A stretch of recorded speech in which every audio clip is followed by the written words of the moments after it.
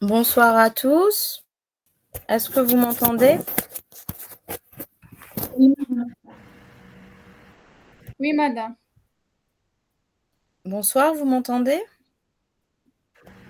Oui, on vous entend, madame. Très bien. Je vais vous demander de vous munir, de vos cahiers, vos stylos, brouillons et tout ce qu'il faut. Il y a bien et bel les groupes 1 et 2. Donc veuillez vous munir, Oui, s'il vous plaît, de vos cahiers et stylos. On commence dans une petite minute. C'est bon? Alors là, je vais partager mon écran.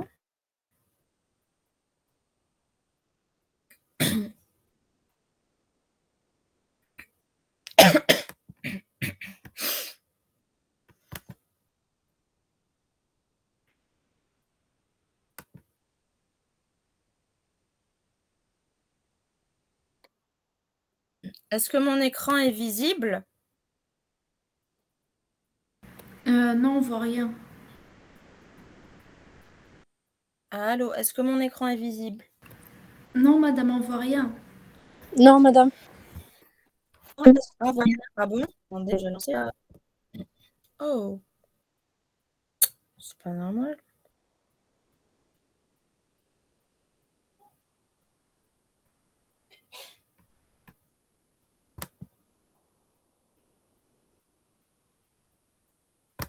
Et là? Là, c'est visible? Toujours pas. Toujours pas? Non. C'est pas vrai. Comment ça se fait là? Je comprends pas. Pourtant, je suis en mode présentation, hein. Attendez. Arrêtez la présentation. Je vais relancer. J'ai partagé pourtant l'intégralité de mon écran. Là, est-ce que c'est bon? C'est bon ou pas? C'est bon, c'est Oui, bon. madame. Oui. C'est bon, D'accord, madame. très bien. Alors, la dernière fois, on s'était arrêté à cette question, c'est bien. Pardon? Allô? Vous avez dit quoi? Je vous ai pas entendu.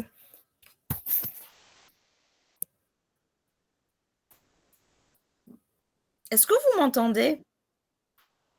Oui. Oui, madame, on vous Madame. entend bien. Connexion. Ah d'accord, OK, très bien. Alors la dernière fois, on s'était arrêté à cette question-là. Donc est-ce que vous vous rappelez des bonnes réponses? Donc les missions de la DSI sont audit des systèmes d'information pour identifier les risques et opportunités technologiques. 2, d'avancer moins vite dans la réalisation de projets informatiques et développement. 3, élaboration et mise en œuvre de la stratégie et de la politique DSI et de télécommunication d'une organisation. 4, définition et suivi des budgets de la DSI, ainsi que la gestion de sa politique d'externalisation. 5, organisation et animation des échanges avec le directeur général et les différentes équipes métiers afin d'identifier les besoins. 6, exécution de tous les processus métiers au sein de l'organisation. 7, pilotage et accompagnement de l'organisation dans la conduite du changement. 8, veille technologique permanente. Et 9, management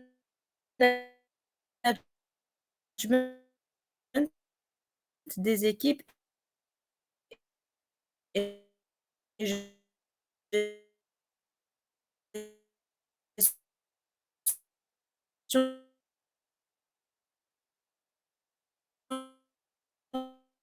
de l'organisation du département.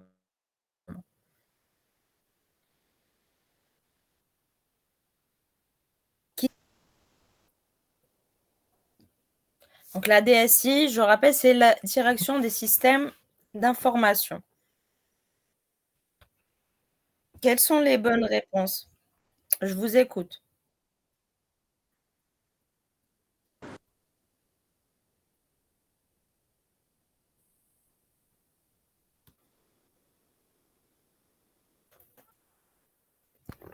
Allô?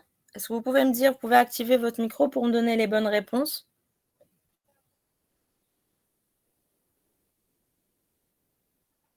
Est-ce que la une est une bonne ou mauvaise réponse? Bonne réponse, madame. Bonne réponse. Madame, La on a 2. fait déjà cet exercice. Non.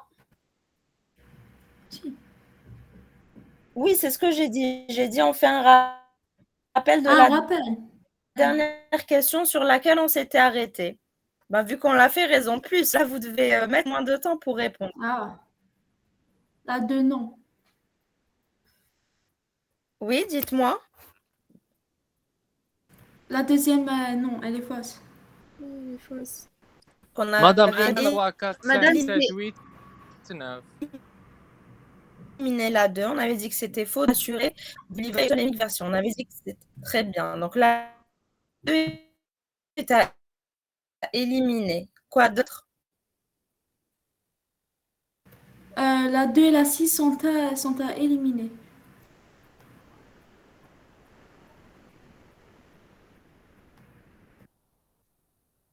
Madame, on vous entend mal. Là?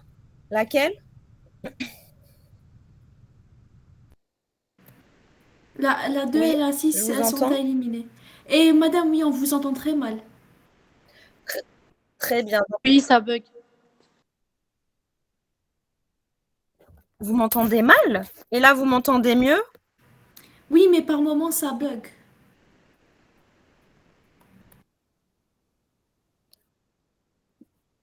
Vous m'entendez toujours mal, là? Non, madame, là maintenant, on vous entend bien, Allô? mais des fois, il y a des bugs. On vous entend très mal.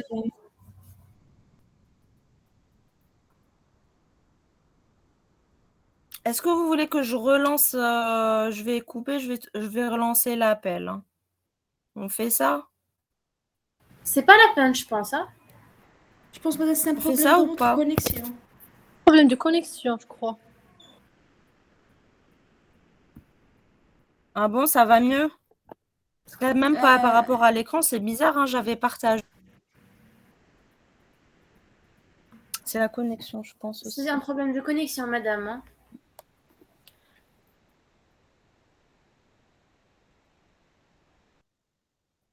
Je crois aussi, je pense que c'est un problème de connexion.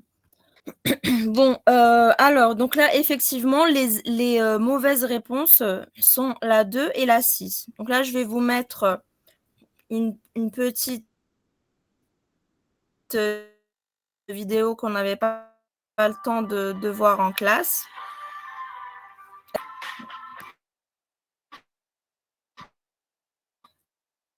Est-ce que vous entendez le son de la vidéo?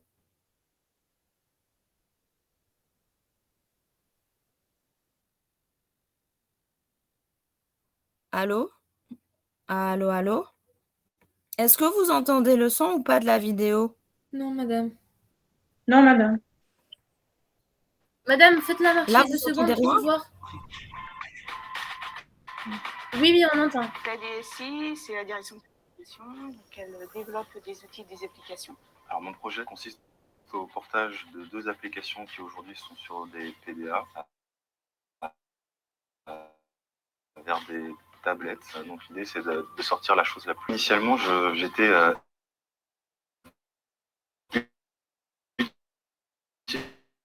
utilisateur de ces applications. Donc du coup le fait de passer de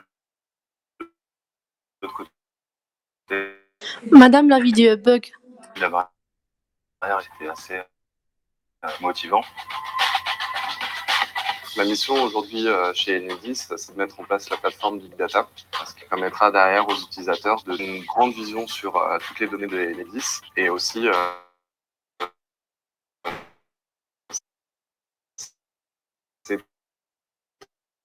travailler avec des technologies Big Data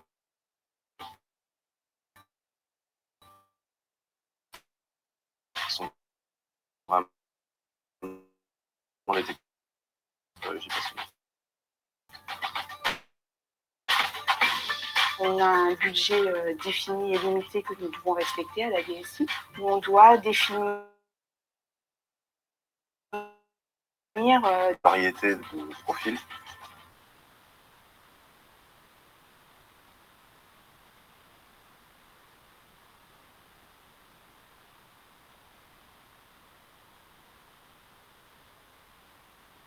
Qui fait que les projets sont riches et sont bien réalisés. Pour me professionnaliser dans ce métier, j'ai eu droit aux formations.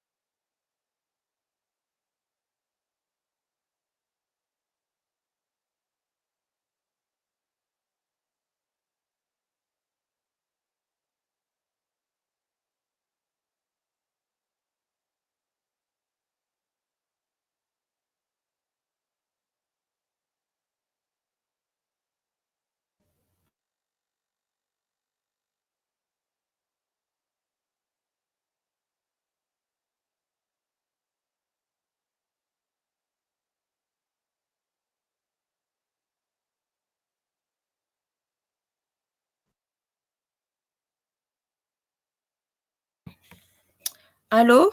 Il y a eu un souci, hein, ça s'est coupé. Je ne sais pas à quel moment ça s'est coupé.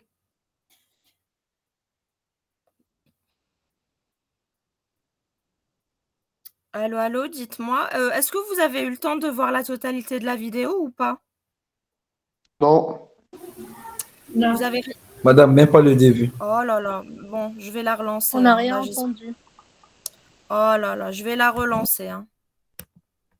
Je suis désolée, je ne sais pas qu'est-ce qui se passe avec ma connexion. Là, est-ce que vous m'entendez déjà mieux par rapport à tout à l'heure? oui, Oui, j'aurais dû Oui, madame. relancer dès le départ. Là, mon écran est visible. Oui. Oui, madame. Attendez, je vais juste activer le fait que les étudiants entrent automatiquement.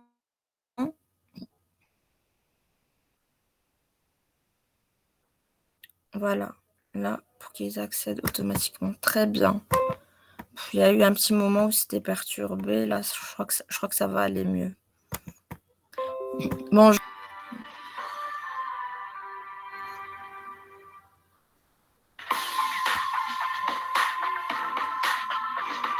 Est-ce que vous avez le son? Vous entendez? Oui. Oui. Vous entendez très bien.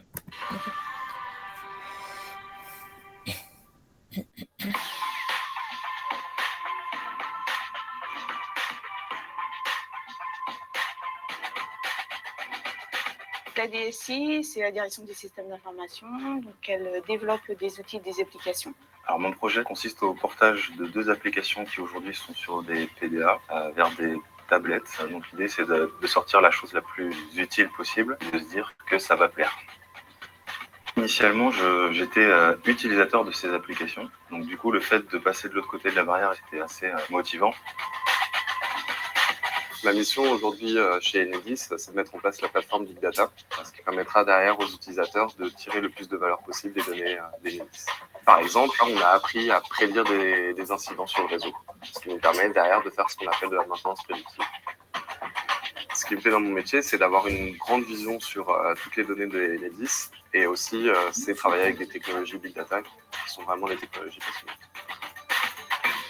On a un budget défini et limité que nous devons respecter à la DSI, où on doit définir des priorités pour que le projet avance conformément au planning. Moi, initialement, je pensais que pour rentrer à la DSI, il fallait être soit informaticien, soit ingénieur. Et en fait, dans la pratique, on se rend compte qu'il y a vraiment plein de profils différents, des parcours complètement différents. Et que finalement, c'est cette variété de profils qui fait que les projets sont riches et sont bien réalisés. Pour me professionnaliser dans ce métier, j'ai eu le droit aux formations qui sont disponibles chez Enedis.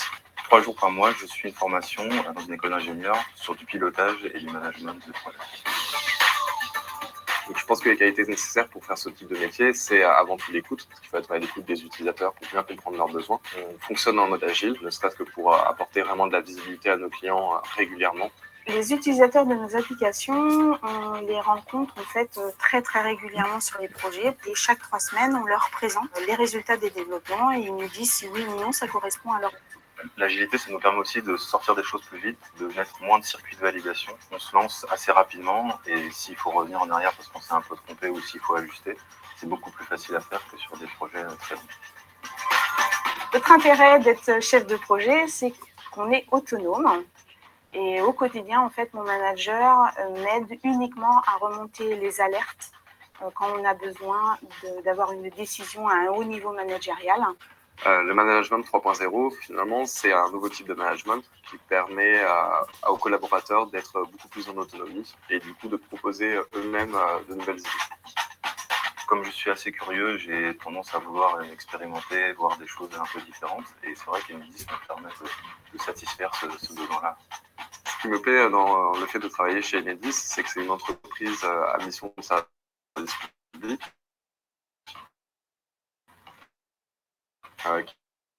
qui est réellement en pleine transformation.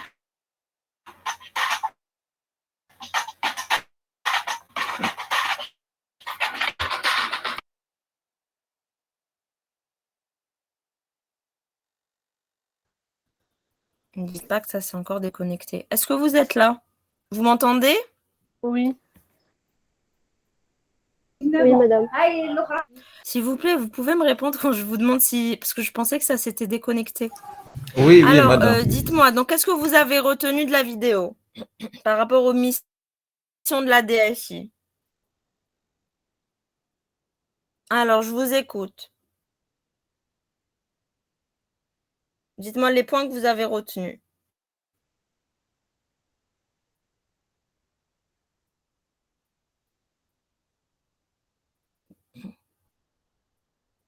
Par exemple, est-ce qu'ils ont fait allusion au premier point, donc l'audit des systèmes d'information pour identifier les risques et opportunités technologiques et fournir un reporting donc de façon permanente l'ensemble des données qui arrivent, etc., pour justement pouvoir identifier l'ensemble des risques qu'on pouvait moins vite.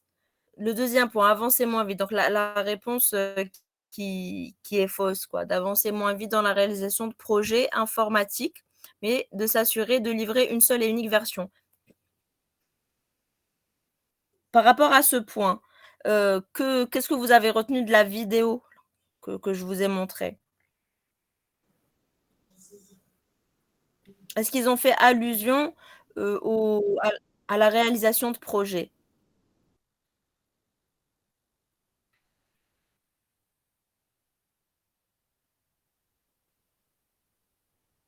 Dites-moi.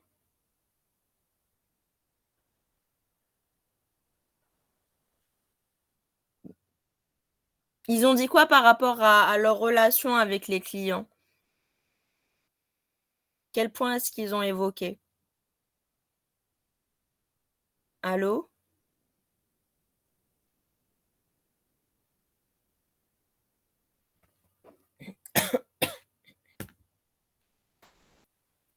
Est-ce que vous êtes là?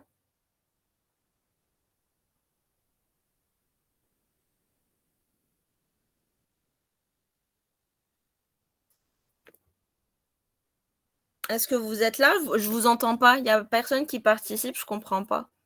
Madame, personnellement, j'ai pas bien entendu la vidéo, hein.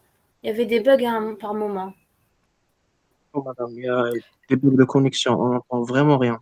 On a presque rien entendu ni rien visionné. Oh là là. Et là, vous m'entendez bien? Bon, je vous repasserai au pire. Oui, on vous entend bien. La vidéo. Bon, là, ce qu'ils ont dit, en fait, c'est que par rapport aux clients, donc ils ont dit qu'au contraire, ils avaient des rendez-vous à peu près toutes les 3 semaines.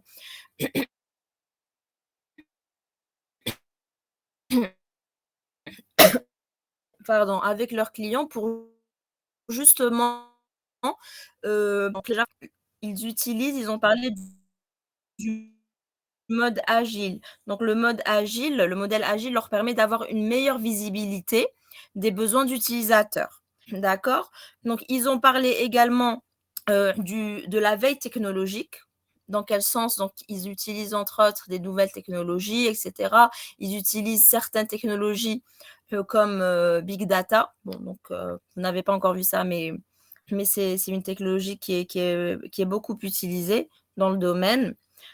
Et ils ont parlé également du management des équipes et de leur organisation.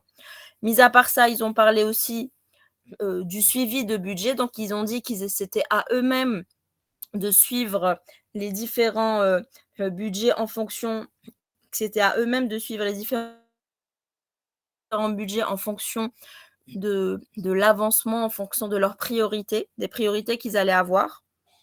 D'accord? Est-ce que par rapport, en tout cas, à cette question, c'est clair? On l'avait déjà vu en classe. Je vous repasserai la vidéo en présentiel s'il le faut. OK? On passe à la prochaine question. Alors, on vous demande qui fournit une aide ponctuelle et interactive à la prise de décision? Est-ce que c'est système bureautique, système d'aide à la décision, SI de l'utilisateur final ou SI de gestion?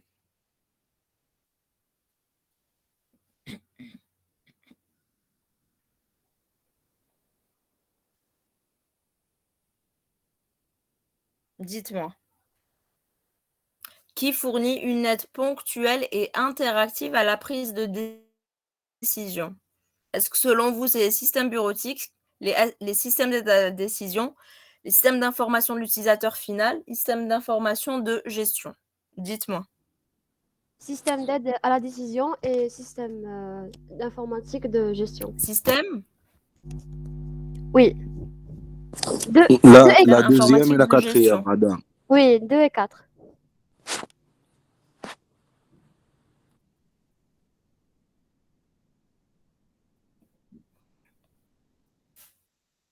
Alors, pour vous, les systèmes d'informatique de gestion offrent une aide ponctuelle et interactive pour la prise de décision.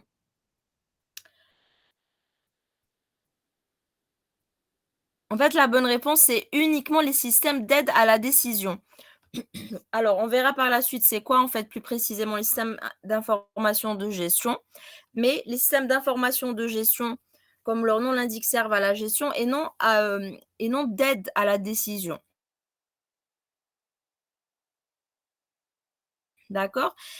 D'accord? Donc, vous vous rappelez quand on a parlé des systèmes d'information, quel est le rôle du SI? Ce qu'on avait vu en cours. L'aide à la prise de décision. Donc, le SI en relation avec le flux d'informations qui circulent. Donc, Prise en du coup, charge de quelle façon? Donc là, système d'information, quel est son rôle? Donc, il va faire quoi par rapport aux données? Quand on dit qu'on prend en charge l'ensemble des données, c'est dans quel sens? Ces données vont être traitées, stockées.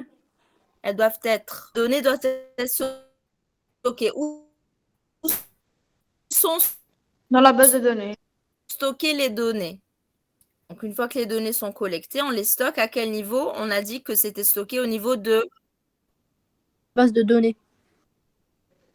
Système pilotage. Très bien, au niveau des bases de données. Donc là, c'est pour ça qu'ici, vous voyez, on a les sources de données. Voilà.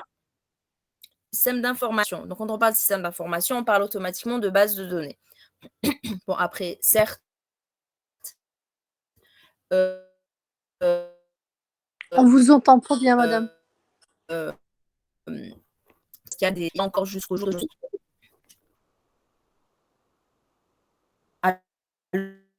Allô? Vous m'entendez pas? Ça bug. Allô? Vous m'entendez plus? Oh là là, je suis désolée. Hein. Alors, je disais par rapport aux sources de données, donc ici, on parle de bases de données internes et externes. À votre avis, quelle est la différence entre les deux?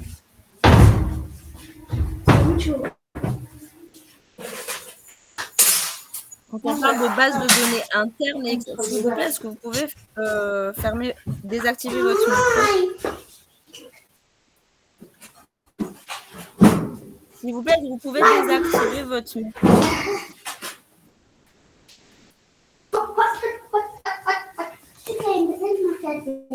S'il vous plaît, est-ce que vous pouvez désactiver? Qui c'est qui a activé son micro là? S'il vous plaît. Ton micro.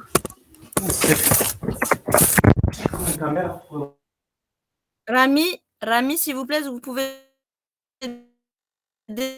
désactiver votre micro. Alors, donc, qu'est-ce qu'on disait par rapport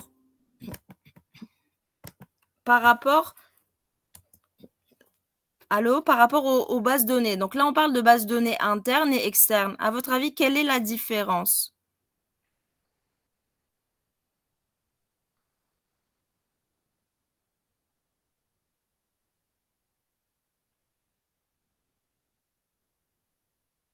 La différence entre...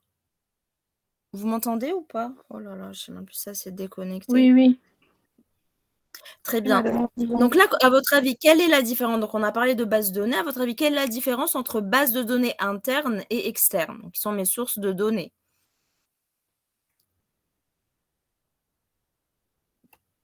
L'interne, elle est concernée des... Oui. des avis des clients, etc. Et l'interne, c'est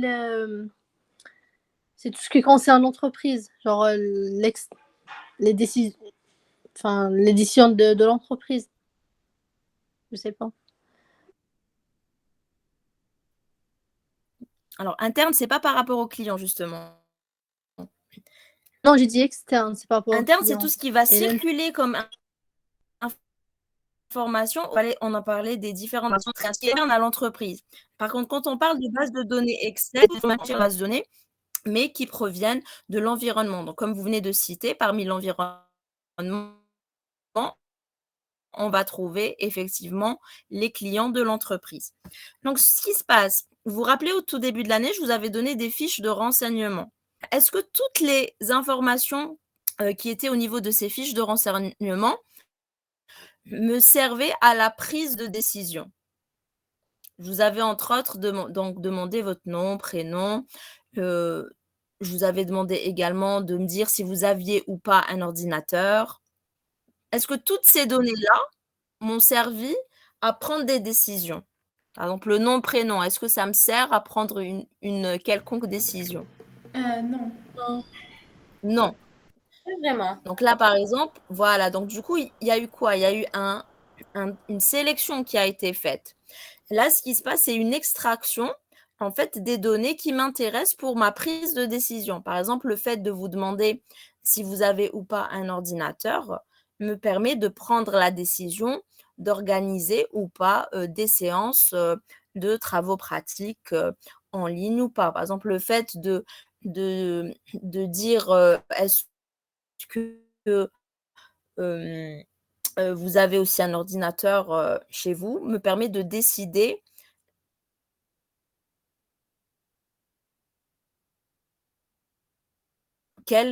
ou une version mobile, version Android. D'accord? Donc là, ce qui se passe en fait, c'est que dans un SAD, dans un système à décision, vous allez extraire les données qu'on qualifie de données pertinentes. Et pour ça, vous avez les outils ETL. Donc E pour dire qu'on extrait, T pour traiter et L pour dire load. Load, ça veut dire que je vais charger. Ces données-là sont chargées, c'est-à-dire elles sont extraites. D'accord? Comme je vous ai dit, si je prends nom, prénom, le fait d'avoir un ordinateur ou pas, je vais extraire uniquement les données qui m'intéressent pour la prise de décision. Donc, ces outils ETL vont extraire l'ensemble de ces données qui sont ensuite placées au niveau de l'entrepôt de données. C'est un outil de stockage, d'accord, qu'on utilise généralement pour les données volumineuses, d'accord, comme son nom l'indique, c'est entrepôt. Donc, en anglais, vous avez le terme data warehouse.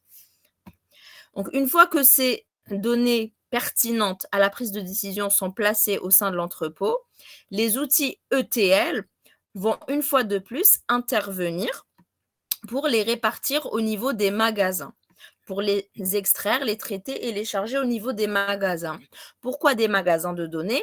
Pour justement avoir différentes vues par rapport aux outils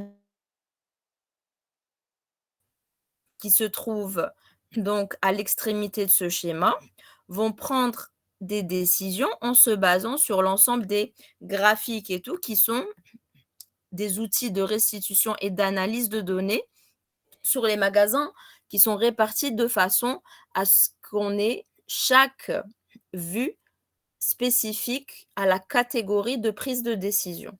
D'accord? Comme si je vous dis, voilà, j'ai des décisions à prendre en fonction, par rapport au mode d'enseignement, des décisions à prendre par rapport au mode d'évaluation, etc. D'accord? C'est comme si, en fait, imaginez un entrepôt, c'est un petit peu comme un fourre-tout. Vous allez placer toutes les données nécessaires à la prise de décision. Et dans les magasins, donc c'est vraiment comme un magasin, imaginez un centre commercial. Donc imaginez que vous ayez tous les articles d'un centre commercial sans séparation. Ce ne sera pas évident pour vous de vous diriger vers l'article que vous souhaitez acheter.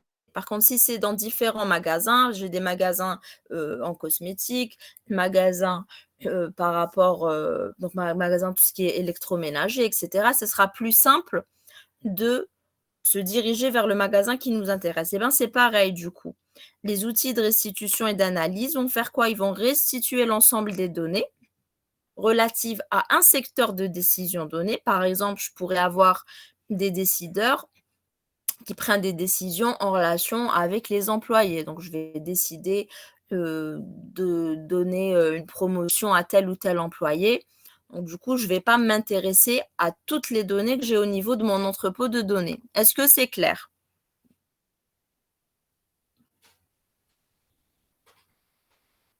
C'est clair ou pas? Oui, madame. Oui, madame, c'est clair. Merci de répondre, parce que quand vous ne répondez pas, je suis obligée de quitter l'écran et de vérifier si c'est toujours connecté. Donc là, j'ai une autre question. Est-ce qu'à votre avis, un SAD, un système d'aide à la décision, peut être considéré comme un système d'information? Oui ou non?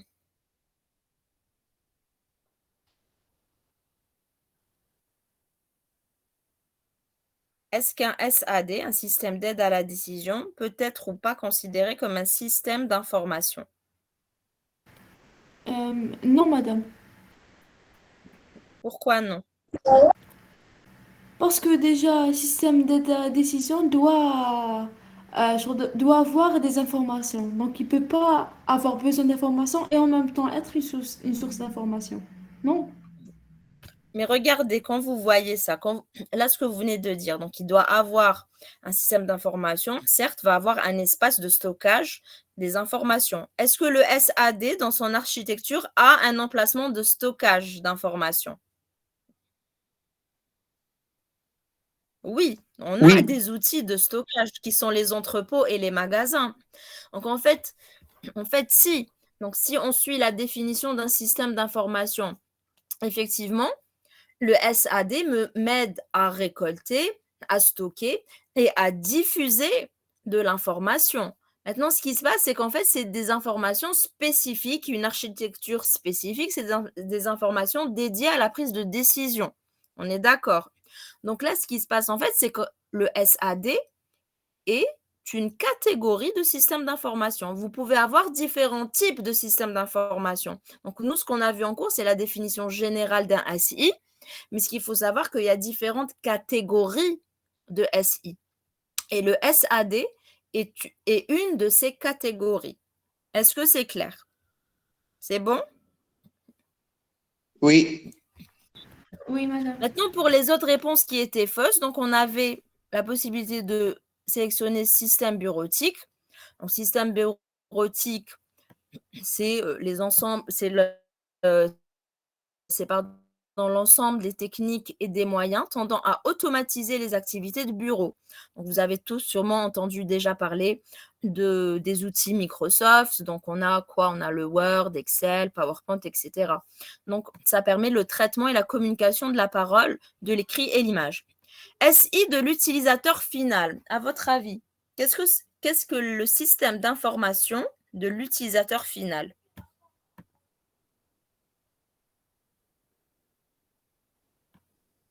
Ça peut être quoi, le système d'information de l'utilisateur final?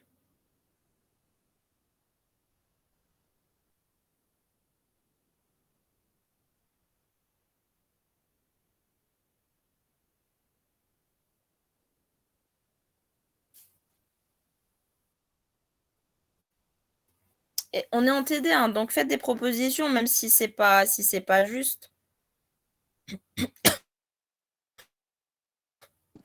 Qui transforme l'information finale pour l'utilisateur.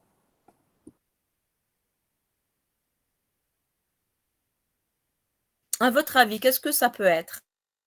Un système d'information de l'utilisateur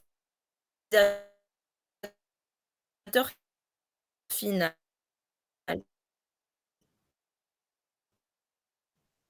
Dites-moi.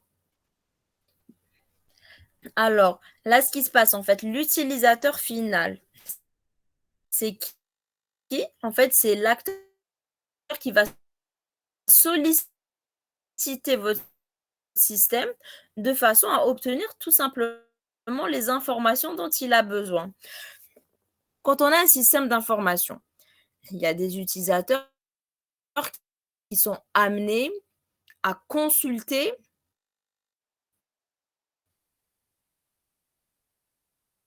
On vous entend très mal, madame. le système en question.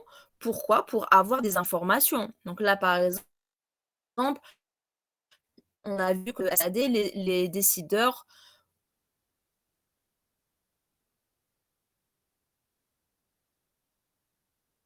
auraient besoin d'accéder au système pour accéder à un type d'information qui accède aussi dans notre université.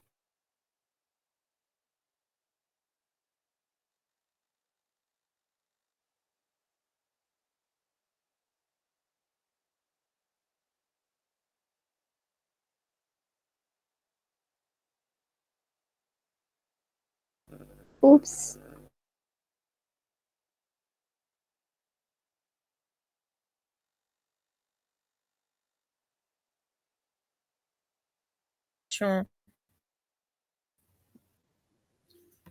Je fais que perdre la connexion, c'est une catastrophe. C'est la catastrophe, je fais que perdre la connexion. Allô?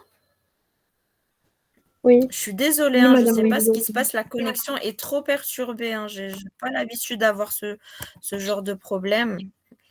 Donc, je vous demandais par rapport... Allô? Je vous demandais par rapport à vous, vous les étudiants. Donc, quels sont les types d'informations dont vous aurez besoin au sein du système? En tant qu'étudiant, vous avez besoin d'accéder à quoi, par exemple?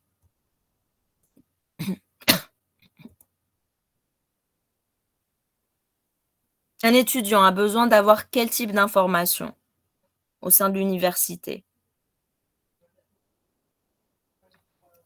Allô? La section dans laquelle il étudie, le groupe de sa Voilà. section, etc. L'emploi du temps. Donc, vous voyez, Oui. donc du coup, l'étudiant, donc là, toutes les données dont vous parlez, donc on va considérer ça comme système d'information de l'utilisateur final. D'accord? Donc, un étudiant qui a besoin de solliciter le système pour avoir les informations dont il a besoin, telles que l'emploi du temps, sa section, etc., donc est considéré comme un utilisateur final. Vous avez d'autres exemples. Je peux avoir un chef d'entreprise qui a besoin de consulter les tableaux de bord sur la situation économique, production, vente, trésorerie de son organisation.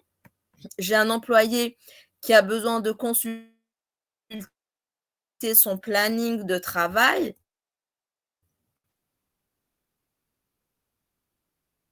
Un fournisseur qui peut s'informer en ligne sur l'état de paiement de ses livraisons. Un système d'information de gestion. Un système d'information de gestion, SIG. Alors, c'est que vous pouvez trouver également l'abréviation SIG pour autre chose. Donc, SIG pour système d'information géographique. Ça va, je suis obligée à chaque fois de vérifier que c'est toujours connecté. D'accord? Alors, là, ce qui se passe,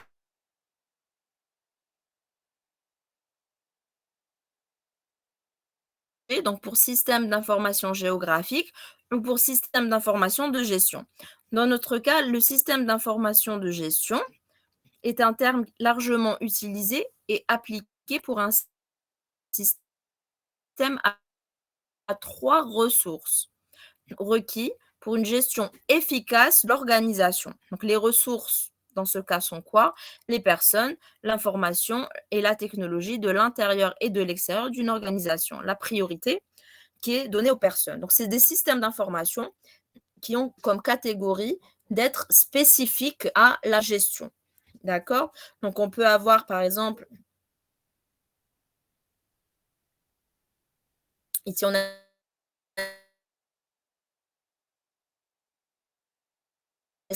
système, on vous dit que le système est un ensemble de méthodes de gestion de l'information impliquant l'automatisation et l'efficacité de ces opérations commerciales et la prise de décision humaine. D'accord? En technologie de l'information, de la communication, des cours et des entreprises sur le soutien considérés comme des barrières à l'entrée. Petit 2, des coûts de transfert. Petit 3, des ressources stratégiques. Ou petit 4, des rôles stratégiques des systèmes d'information. Dites-moi. Donc, madame, presque on n'a rien entendu.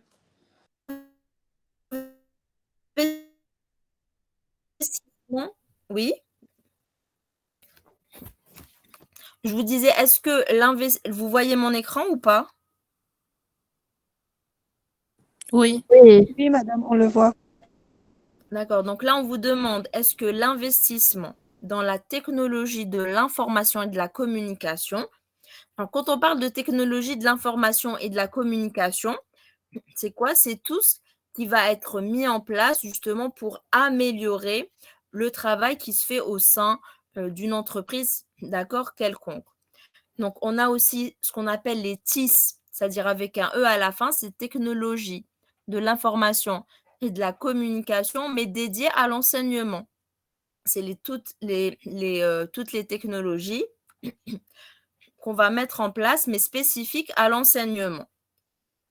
D'accord? Donc là, ce qu'on vous dit, le fait d'investir dans ce type de technologie, les TIC, ou technologies de l'information et de la communication, pour décourager les entreprises de s'établir sur le marché. Est-ce que c'est considéré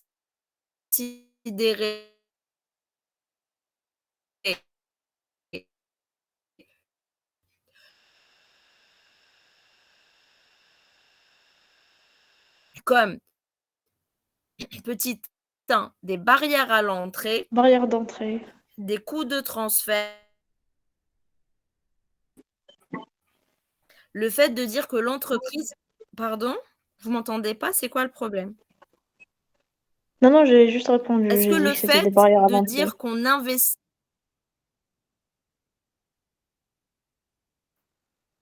Barrière à l'entrée. Les autres, est-ce que vous êtes d'accord avec votre camarade?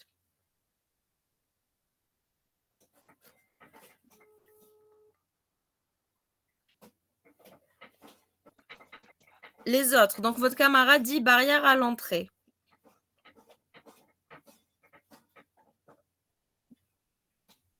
Est-ce que vous êtes d'accord ou pas? Il y a barrière à l'entrée, coût de transfert, ressources stratégiques ou rôle stratégique des SI.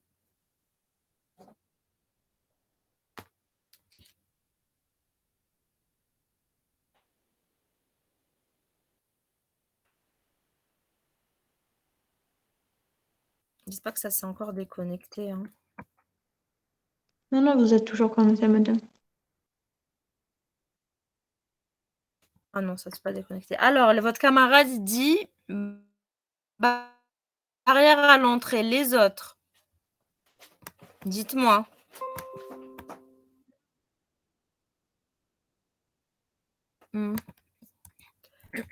Alors, les autres. Votre camarade dit barrière SI.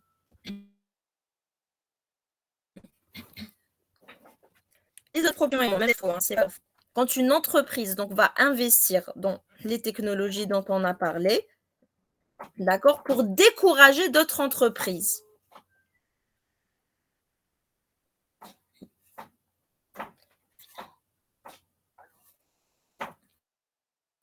Dites-moi.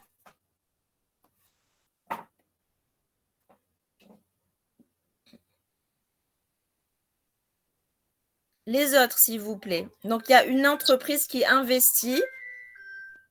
Pour créer une sorte d'obstacle.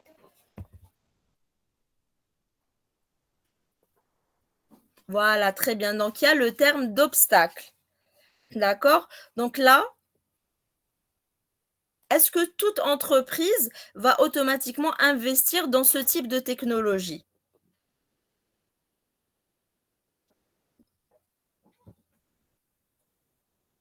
Il y a des entreprises qui ne vont pas vraiment investir dans ce type de technologie. D'accord? Mais le fait d'investir dans ce type de technologie, certes, ça permet d'une part à l'entreprise du coup d'être à jour par rapport à toutes les technologies de l'information et de la communication, mais ça peut être également dans le but du coup de décourager des entreprises de s'établir sur le marché. Et ça, effectivement, donc la bonne réponse a été donnée par votre camarade, c'est ce qu'on appelle des barrières à l'entrée.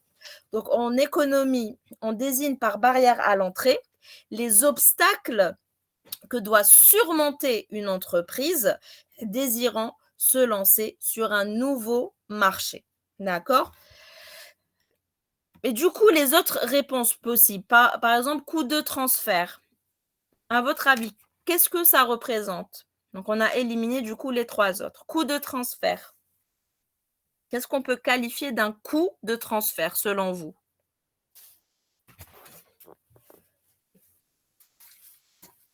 Un coût de transfert.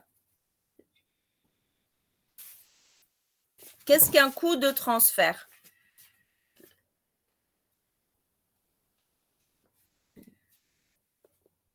Est-ce que quelqu'un sait ce que représente un coût de transfert? Vous m'entendez ou pas? On vous entend, madame. Très bien.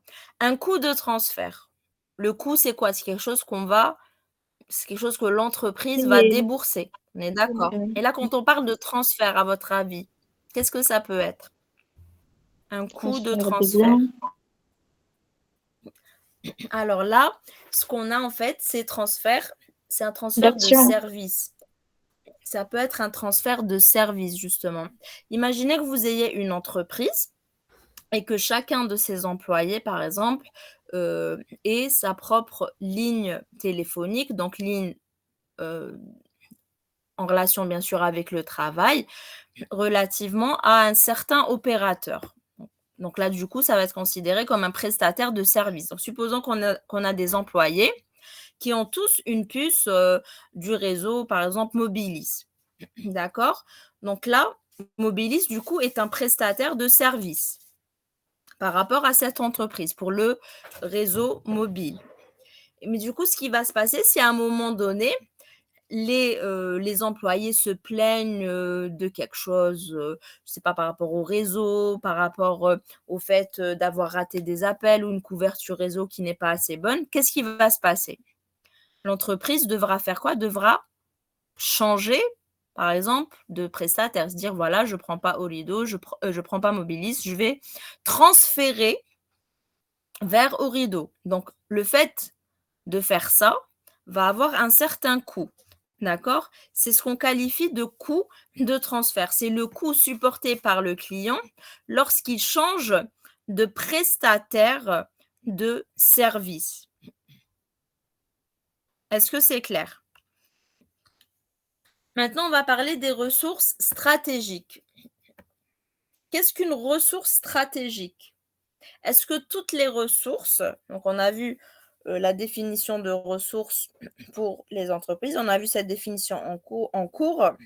Est-ce que, selon vous, toutes les ressources sont considérées comme stratégiques pour une entreprise? Oui ou non?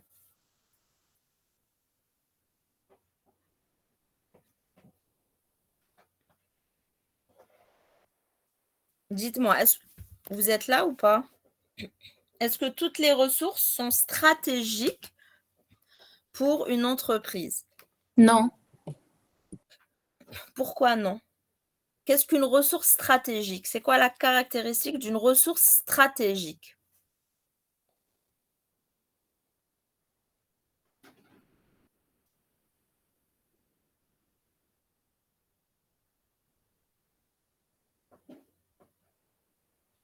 La personne qui a répondu non. Du coup, que pensez-vous d'une ressource stratégique? Dans quel cas je vais dire, vous avez dit que ce ne sont pas toutes les ressources qui sont considérées comme stratégiques pour l'entreprise, quelles sont les ressources qui seraient stratégiques? Dans quel cas une ressource peut être considérée comme stratégique pour une entreprise? Une ressource rare. Très bien. Donc déjà, une ressource stratégique est considérée comme une ressource rare. C'est une ressource rare, c'est-à-dire qui ne va pas être acquérie par toutes les entreprises, d'accord? Parce qu'il dit ressources, dit qu'il va y avoir certainement un coût derrière. Donc, il se peut qu'en fait, que ces ressources, dues à leur rareté, ne soient pas accessibles. Autre chose, ces ressources vont leur permettre d'avoir un retour sur investissement bien plus important par rapport au coût qu'ils auront investi. Donc, en effet, une ressource stratégique est une ressource rare perçue généralement par les entreprises d'un même secteur comme positive en termes de performance. Donc, c'est une ressource certes qui est performante, mais qui a aussi une productivité attendue qui est supérieure à son coût. Donc, le coût, soit le coût d'acquisition ou de développement interne, parce que cette ressource peut être soit achetée par l'entreprise ou encore développée de façon interne. Est-ce que vous pouvez me donner un exemple de ressources stratégiques? Si je prends par exemple un atelier de couture. Donc, j'ai une entreprise qui contient donc du coup un atelier de couture.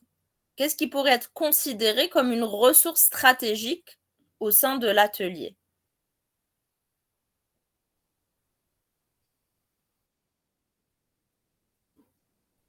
Dites-moi.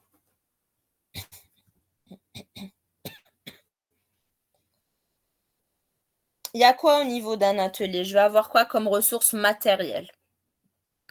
Les tissus, madame. Donc, je peux avoir du tissu. Je peux avoir quoi d'autre? Tissu, c'est la matière. D'accord? C'est ce que je vais utiliser. D'accord? Donc, c'est ce que je vais utiliser au sein de l'entreprise pour justement confectionner des vêtements, par exemple. Des appareils. Voilà, on peut avoir des machines à coudre. Ben là, par exemple, une machine à coudre.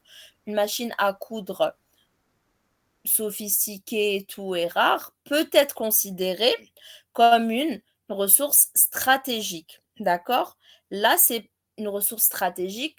Donc, si par exemple j'ai 2 ateliers de couture et que les 2 vont avoir certes des machines à coudre, s'il y en a qui ont des machines à coudre qui sont considérées comme des ressources stratégiques, la différence sera peut-être dans les fonctionnalités. Donc celle-ci, étant donné qu'elle est rare, elle aura plus de fonctionnalités, elle aura bien certes un coût bien plus élevé, mais qui permettra du coup, comme le dit la définition, d'avoir une productivité supérieure. Donc peut-être que ça va me permettre de produire plus rapidement et des vêtements de meilleure qualité avec une meilleure couture, etc. En comparaison à un atelier de couture qui, lui, aurait des machines à coudre classiques. Donc, du coup, qui seraient pas considérées comme des ressources stratégiques pour l'atelier lui-même. D'accord?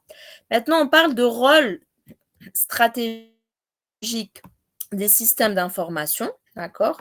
Le SI, c'est quoi? C'est un outil de communication entre les services d'une entreprise et a, entre autres, un rôle stratégique. Donc, on a parlé des différents rôles du système d'information.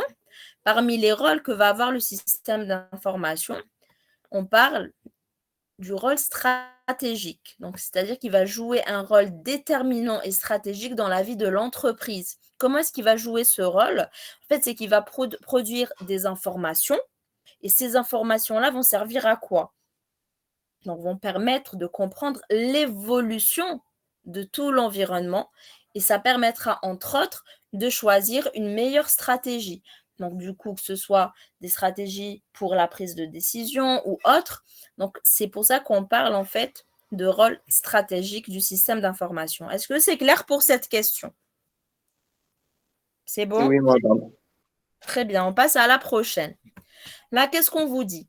Les systèmes d'information soutiennent l'efficience opérationnelle, assurent la cohérence organisationnelle et contribuent à constituer des ressources informatives stratégiques.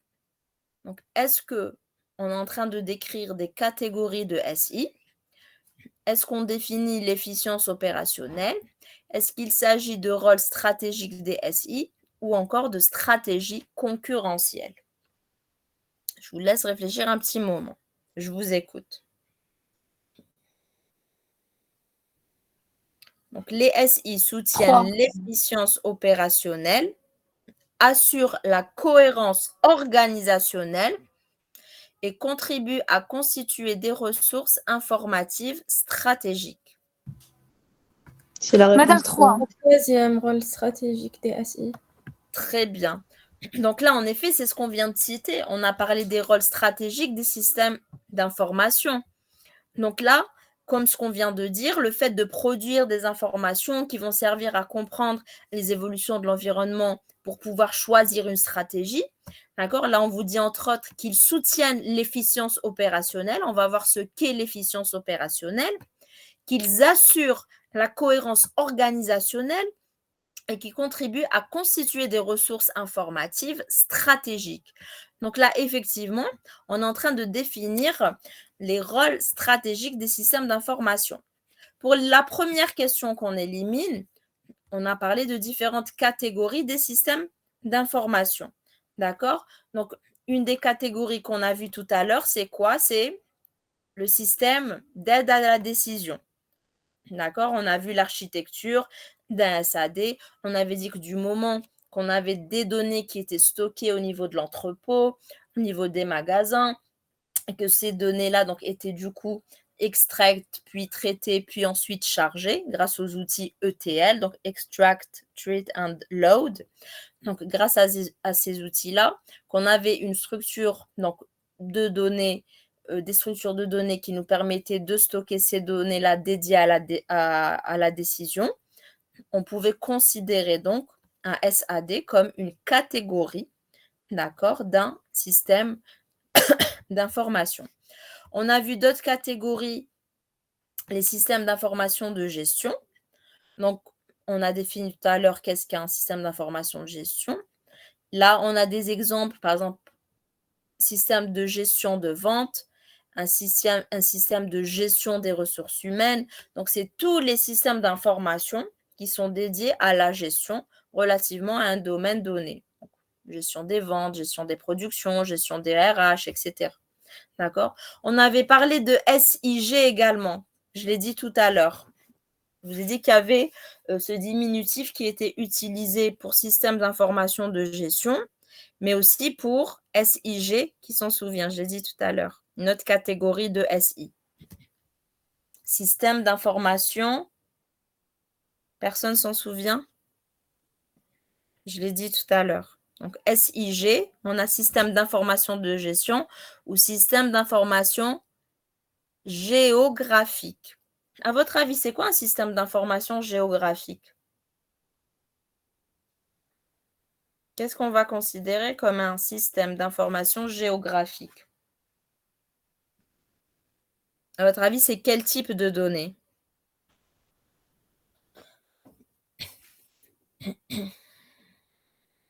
Dites-moi.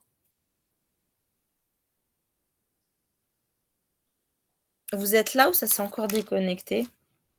Un système d'information géographique, à votre avis, quel type de données je vais avoir?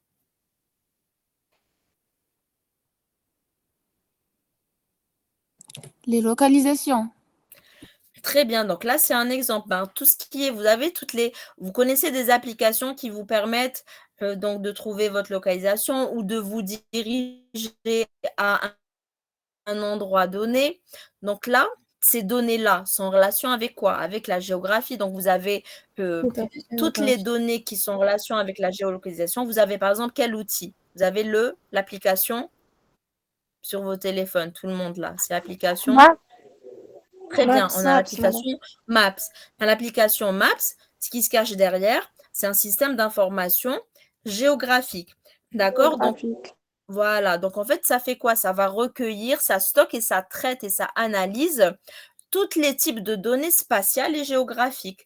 Des fois même, vous avez, grâce à Maps, vous pouvez même des fois visiter virtuellement, d'accord, avec une représentation 3D, vous balader virtuellement au niveau de telle ou telle rue, d'accord, grâce aux images satellites qui ont été prises aussi.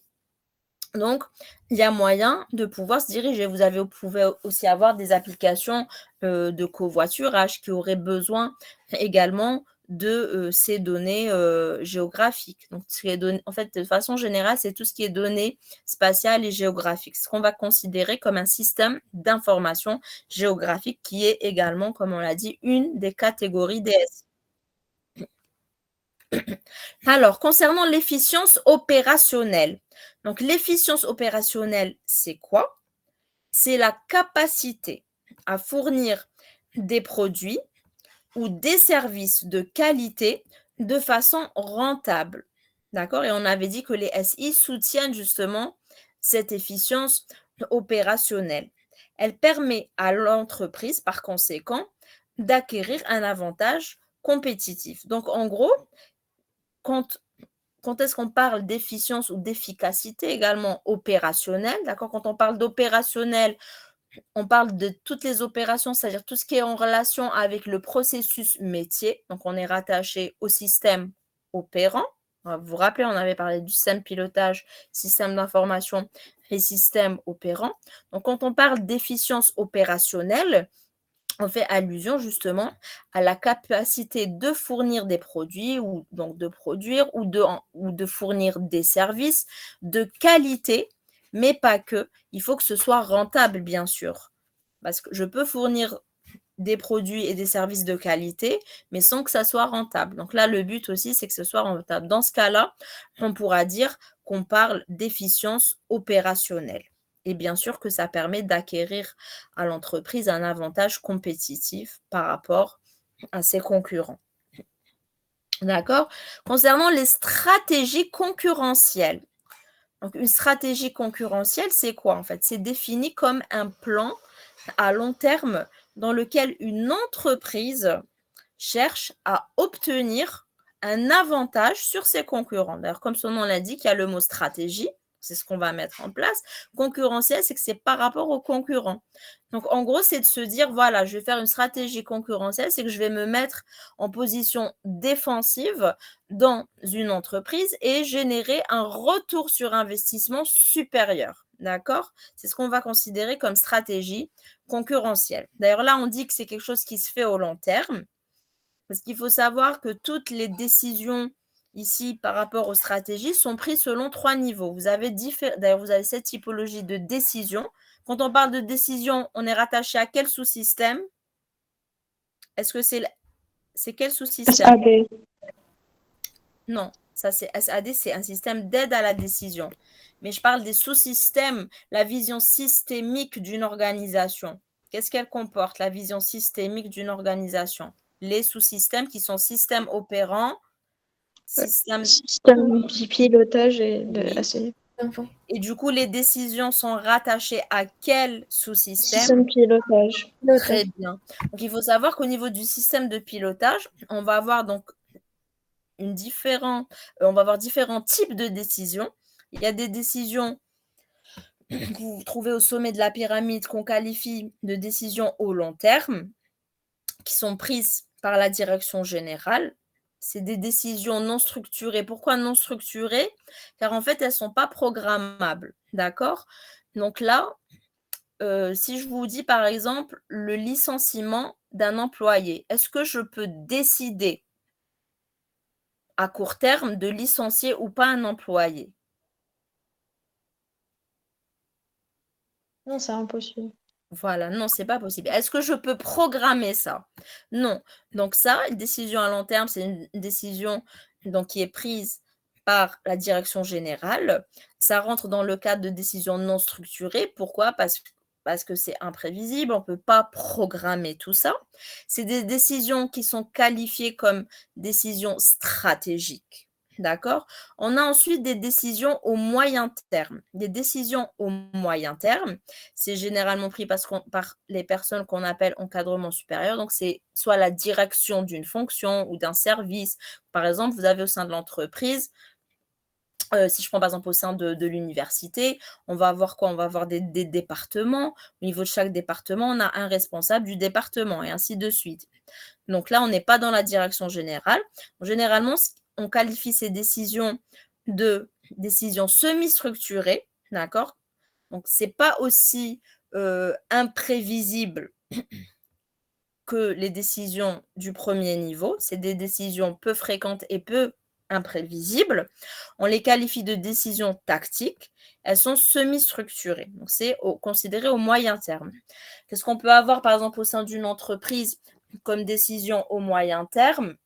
On peut décider de mettre en place, par exemple, un nouveau service, un nouveau produit. Ce n'est pas quelque chose que je vais faire vraiment au long terme. Je vais le faire au moyen terme. D'accord? Donc, par exemple, mettre en place une nouvelle ligne de produits. Si par exemple, je fabrique des téléphones, je vais me dire, voilà, d'ici quelques temps, donc au moyen terme, je vais mettre en place une nouvelle ligne de produits, donc des téléphones avec de nouvelles fonctionnalités, avec plus. Donc, je mets en place de nouveaux produits, une nouvelle ligne de produits. D'accord? On a ensuite à la base les décisions dites à court terme. Contrairement aux deux autres, c'est des décisions structurées. Ça veut dire quoi structurées? C'est qu'elles sont programmables. D'accord? On parle de décisions opérationnelles qui sont prises par qui? Par les exécutants. Les exécutants, où est-ce qu'on les trouve dans notre système? Les exécutants, c'est tout ce qu'on va trouver au niveau du système opérationnel. C'est pour ça qu'on parle ici de décisions opérationnelles. C'est des décisions qui sont courantes, qui sont répétitives. C'est toutes les décisions qui sont programmables. C'est pour ça qu'on dit qu'elles sont structurées. D'accord? C'est exécuté par un cadre ou un opérationnel. On dit qu'elles sont structurées. Pourquoi? Parce qu'elles sont programmables. D'accord? C'est-à-dire je peux prévoir.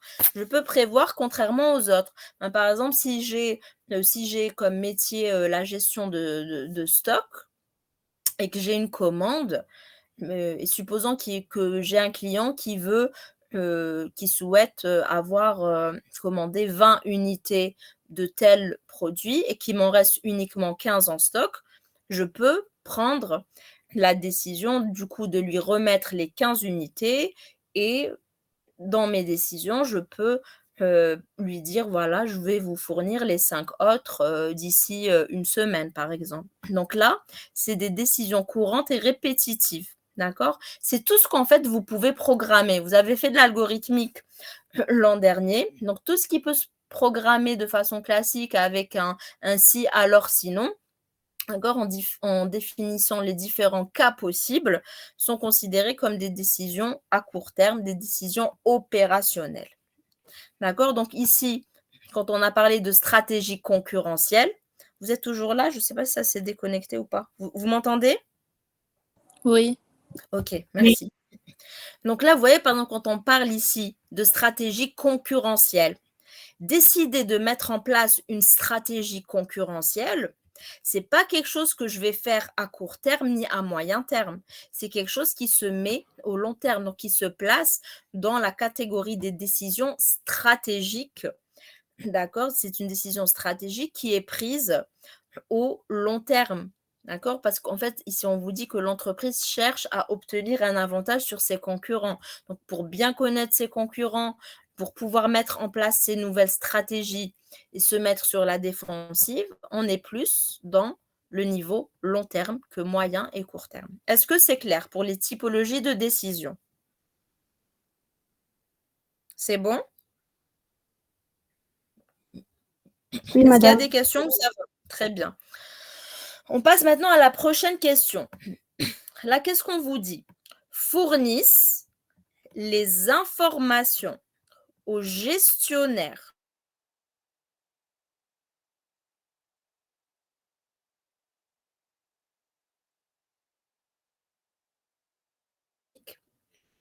ou bien les systèmes d'aide à la décision, ou encore les systèmes de production de rapports, ou bien les systèmes de traitement transactionnel.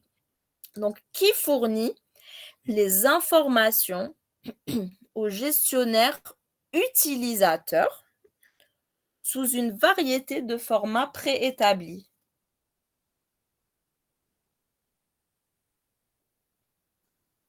La troisième réponse. Les autres?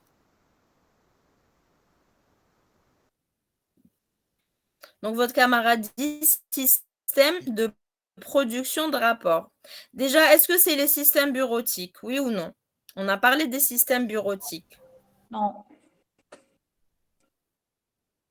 Non, donc on avait dit que les systèmes bureautiques, c'est tout ce qui me permettait de faire donc, ce qui est traitement de la parole, etc., de l'écrit. Donc, on avait cité les outils Microsoft, donc Word, Excel, PowerPoint, par exemple. Est-ce que c'est un SAD? Non, non. Donc, on élimine la 1. Est-ce qu'on garde la 2 ou pas? Est-ce que c'est un... Très bien, non. Un SAD, on l'a dit, c'est pour justement la prise, pour aider à la prise de décision. Il nous reste système de production de rapports et système de traitement transactionnel. Les deux. Alors, donc fournissent les informations aux gestionnaires utilisateurs sous...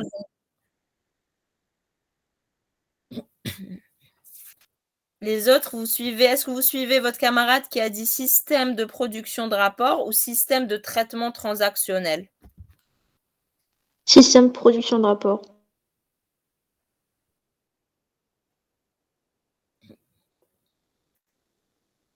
C'est système de... Je vous entends pas. Système... Production de rapport.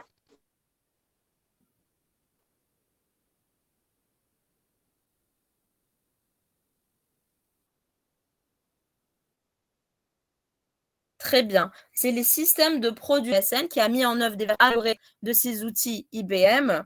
Donc, ils font quoi? Ces outils, ils fournissent en temps et en heure. C'est contrairement, parce que bon, les groupes précédents avaient confondu. Il y en a qui avaient opté pour système bureautique. Système bureautique, c'est à vous de rédiger ces documents-là, que ce soit Excel ou PowerPoint ou encore Word, et tout. Par contre, là, les systèmes de production de rapports, ça va être fourni automatiquement par des outils. D'accord? Donc, ici, on vous cite comme erreurs financières et non financières intégrées qui réduisent au minimum le besoin d'intervention humaine et d'analyse manuelle. Donc, contrairement aux systèmes bureautiques qui nécessitent l'intervention humaine, ici, le but, c'est vraiment de minimiser cette intervention. Donc, ce projet d'amélioration des systèmes est connu sous le nom de système de planification, de gestion et de production de rapports. D'accord? À l'inverse, donc pour ceux qui ont opté pour les systèmes de traitement transactionnel, cette réponse est fausse. Donc, ça ne permet pas, en fait, d'obtenir des rapports avec des formats préétablis. Les systèmes transactionnels, c'est quoi? C'est un système capable d'exécuter un ensemble d'opérations unitaires dans un contexte transactionnel donné. D'accord? Donc là, par exemple, vous connaissez les sites de vente en ligne et tout. Vous avez, par exemple, Amazon. Est-ce que vous avez entendu parler d'Amazon?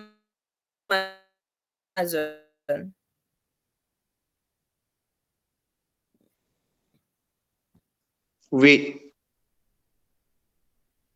Est-ce que vous êtes là? Vous m'entendez? Oui, madame. Oui, madame. Le site Amazon, il permet de faire quoi? Donc, Amazon, il permet de faire quoi? Ça permet d'acheter des produits. Donc là, par exemple, vous voyez que des fois, il y a des transactions qui sont mises en place et ces transactions-là peuvent en fait vont exécuter un ensemble d'opérations unitaires, on dit dans un contexte transactionnel donné. Donc, vous pouvez, par exemple, mettre en place une vente aux enchères. D'accord? Donc là, ce qui se passe, c'est quoi? C'est qu'en fait, quand je mets une vente aux enchères, le prix du bien ou du produit qui est mis à la vente, si j'ai par exemple une vente de livres, le prix va être modifié. Donc, une transaction, en fait, c'est quoi? C'est tout événement qui se produit ou modifie des données qui sont par la suite stockées dans un système information. Donc, si vous mettez en place un système de traitement transactionnel, d'accord, donc par exemple, je vais introduire, je vais développer, par exemple, je vous avais parlé des systèmes multi-agents. Les systèmes multi-agents, ils sont utilisés également pour, comme je vous disais, donc les systèmes multi-agents, certes, c'est de l'intelligence artificielle distribuée, donc elle est utilisée également dans la vente aux enchères. Donc là, dans Amazon, quand vous avez une vente aux enchères qui est mise en place, il n'y a pas un intervenant humain qui est là en train d'attendre, en train d'observer. Non, ça se fait automatiquement. Il y a des agents informatiques derrière, donc des programmes informatiques qui automatiquement sont implémentés de façon à mettre en place et à suivre l'exécution de ces transactions. D'ailleurs, vous avez différents types de transactions de vente pour les ventes aux enchères. Vous pouvez avoir, par exemple, les enchères anglaises. Donc, c'est différent des enchères allemandes, etc. Il y a différents modèles informatiques qui existent. Donc, le système va suivre ces modèles-là. Du coup, ça va faire quoi? Par exemple, si j'ai, comme je vous ai dit, une vente aux enchères, le prix du bien va changer. Donc là, la transaction, elle va faire quoi? Elle va modifier le prix du bien. Donc du coup, ce qui sera stocké au niveau de votre système d'information va être différent. D'accord? Donc il y a votre système d'information qui change suite aux transactions. Est-ce que c'est clair? Pour ceux qui avaient proposé système de traitement transactionnel, vous voyez que ça n'a pas de rapport avec les systèmes de production de rapports. C'est clair ou pas? Oui, madame. Très bien. On passe à la prochaine question. Qu'est-ce qu'on vous dit? Soutiennent les diverses fonctions de l'entreprise prises individuellement. Est-ce que c'est des catégories de SI, des SI fonctionnels, des SI interorganisationnels ou bien des systèmes de production de rapports? SI fonctionnel. Très bien. Donc là, la réponse, en fait, est dans la question. Quand on vous dit soutient les diverses fonctions de l'entreprise, donc effectivement, c'est des systèmes d'information fonctionnels. On parle de système fonctionnel lorsque le système d'information vient en support à une fonction donnée. Les fonctions de l'organisation travaillent alors en silo. Donc, vous pouvez imaginer comme différents tunnels, d'accord? Donc, on a différents tunnels, et imaginez qu'à un moment donné, ces tunnels, donc ils sont des systèmes d'information qui vont en fait se rejoindre en un seul. D'ailleurs, il existe, comme on vous dit, des systèmes d'information intégrés qui permettent de briser ces silos en centralisant l'information au sein de l'organisation. Donc, ils vont soit travailler indépendamment, d'accord, soit à un moment donné se rejoindre. C'est comme si vous avez plusieurs chemins et à un moment donné, ces chemins vont se rejoindre. Vous avez le flux d'informations, d'accord, qui circule pour les différentes fonctions. On peut décider de les centraliser ou de les avoir indépendamment les uns des autres. Donc là, on parle effectivement de système fonctionnel. D'accord? Un système d'information, par contre, bon, la réponse 1, catégorie de SI, on l'a déjà vu. Les systèmes d'information interorganisationnels.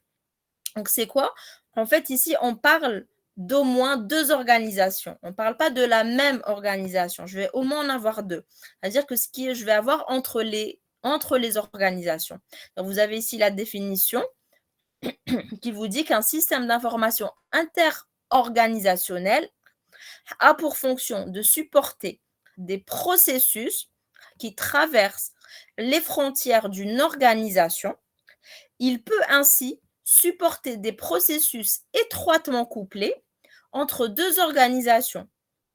Ils automatisent aussi le flux d'informations entre les organisations distinctes. D'accord? Donc là, quand on parle de SI interorganisationnel, contrairement à ce qu'on pense, on ne parle pas de la même organisation, mais des organisations qui peuvent être étroitement en relation avec des processus qui sont étroitement couplés entre ces 2 organisations. C'est-à-dire qu'il y a un faible lien entre les 2. Ou bien, comme on vous a dit, ça peut être carrément le flux qui va circuler entre les différentes organisations. C'est pour ça qu'on dit qu'on va en avoir au moins 2. Les systèmes de rapport, on en a parlé. Alors, on passe à la prochaine question. Traite les informations courantes que produisent les activités de l'entreprise. Est-ce que c'est les systèmes bureautiques, les SI de l'utilisateur final, système de production de rapports ou système de traitement transactionnel?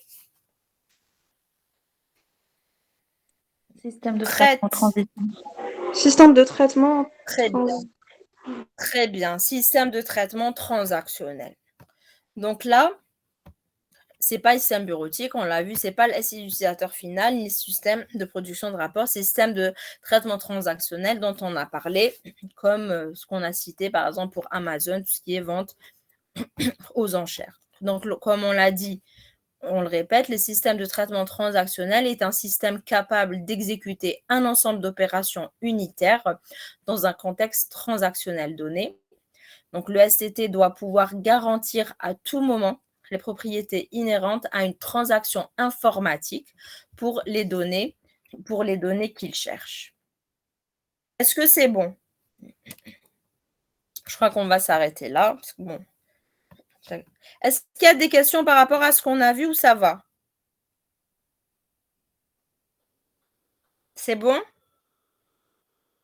C'est bon. Oui. Questions? Très bien. Je vous remercie.